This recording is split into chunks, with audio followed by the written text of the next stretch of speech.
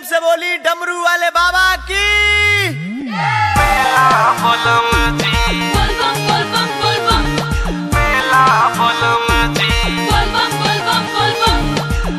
Angle music present. आप सुन रहे हैं सिंगर राजन राजपूत, गीत साथी जितेंद्र, गीत साथी जितेंद्र, संगीत मनोज बंटी।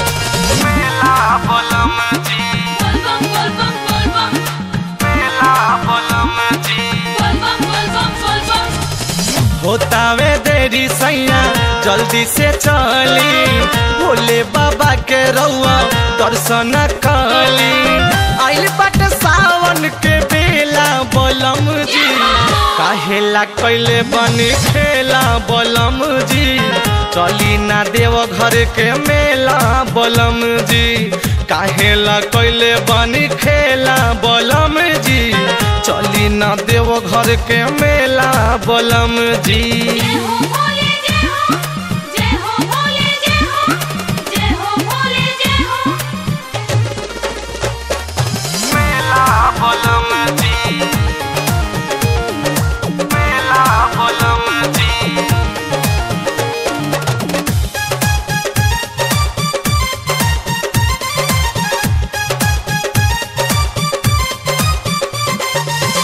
सावन सुहावन मोहत मनवा, भोले भंडारी के सजल भवनवा। ए जी सावन सुहावन मोहत मनवा, भोले भंडारी के सजल भवनवा। भांग धतूरा लेली गंगा जी के पानी, यही से खुश होले बाबा औघरदानी। बन जाई नहीं के चेला बलम जी, कहेला कैले बानी खेला बलम जी।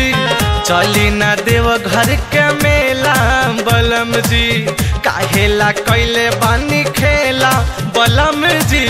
चली ना देव घर के मेला बलम जी। बलम जी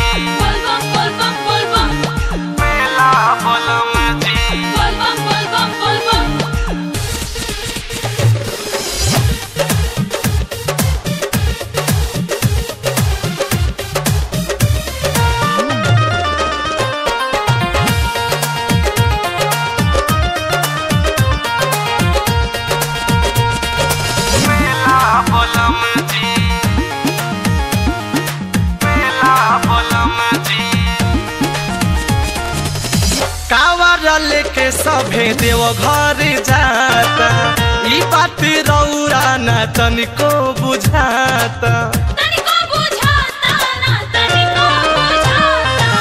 कावर लेके सभे देव घर जाता, ई बात रौआ न तनिको बुझाता। बाबा के कृपा से मिटी सब दुख हो, उनके चरनिया में मिली सब सुख हो।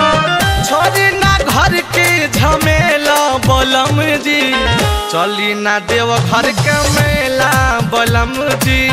काहेला कैले बनी खेला बलम जी, चली ना देव घर के मेला बलम जी।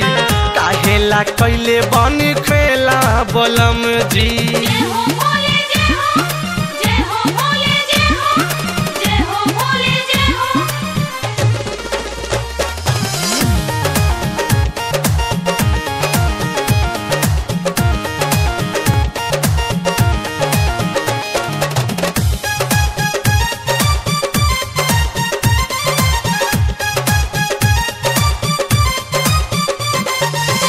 मनवा में ललसा बा भोला दर्शन के, सैया राजन तरसाई नहीं मन के।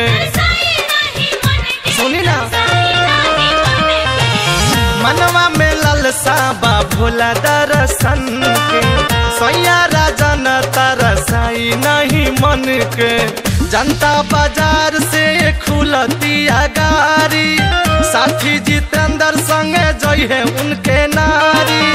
आगा पीछा बम लोग के रेला बलम जी, काहेला कैले बानी खेला बलम जी चली ना देव घर के मेला बलम जी काहेला कैले बानी खेला बलम जी चली ना देव घर के मेला बलम जी होतावे देरी सैया जल्दी से चली भोले बाबा के रउआ दर्शन कली आइल बाट सावन के बेला बलम जी काहेला कैले बनी खेला बलम जी चली ना देव घर के मेला बलम जी काहेला कैले बनी खेला बलम जी चली ना देव घर के मेला बलम जी।